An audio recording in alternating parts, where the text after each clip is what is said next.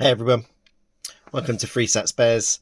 I'm going to show you how to change your hard drive in a HDR-1000S. This is a Humax Freesat box. There is also the 1010 model. So instead of 1000, it's 1010S. They're basically the same. I think one's got Wi-Fi, one hasn't, or one's white and one's black. But you should know if it's a HDR-1000 series, this is how you do it. Very, very simple. So this box has already been taken apart, but we're going to go through how to do it.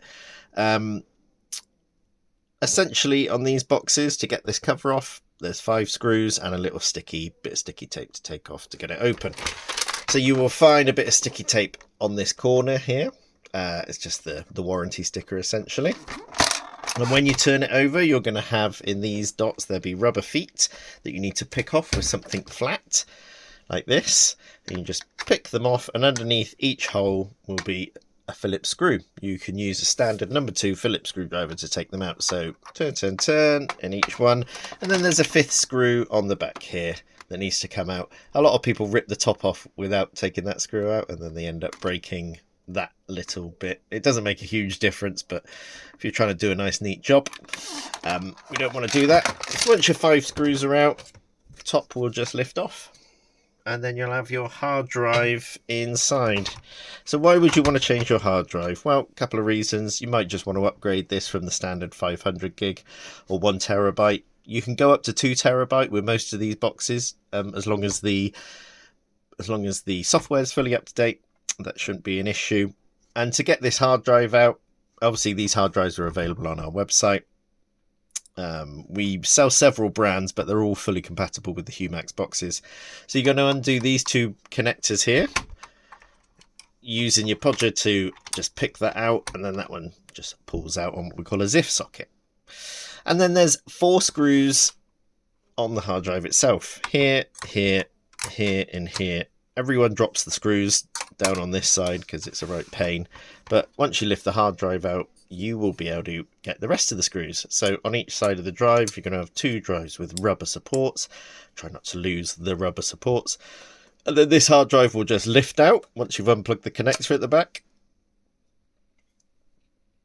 And once you've done that, put your new hard drive in, that side up, making sure the connectors peer through this hole. Pop the connecting cable back. Screws back here, here, and here. Pop it back in and on. There is some little locating pins that will just help you with that. And then put your screws, oh, I haven't got it quite lined up. Put your screws back in here, these 4 positions, and make sure you plug your cables back in. And this is a scrap box that I'm working on here, so it may look a little bit different to you, like the processor isn't there with the little heatsink. But that's not going to cause you any major issues.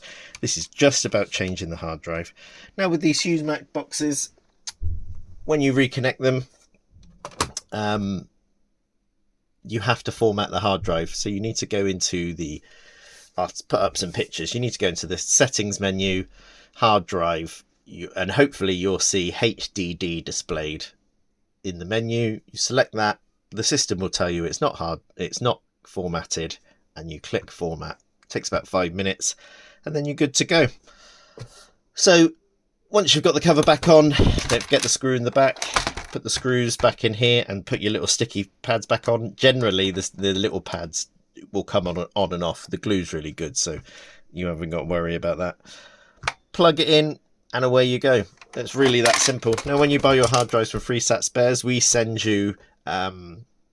we've obviously got this video to instruct you, and if there's any extra tools apart from screwdrivers needed, we will send you it. So if there's some models need something called a Torx driver, for example, we would include that, because we know a lot of people do not have those.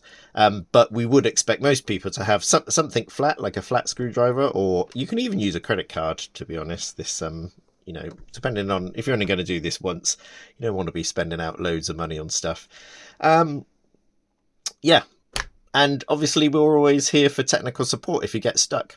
One note to make is if you are installing a new hard drive and you go to the menu system and it isn't displaying the hard drive, double check all your connectors And if that still doesn't work, there could be a problem with the processor. It is a common fault on these older HDR boxes.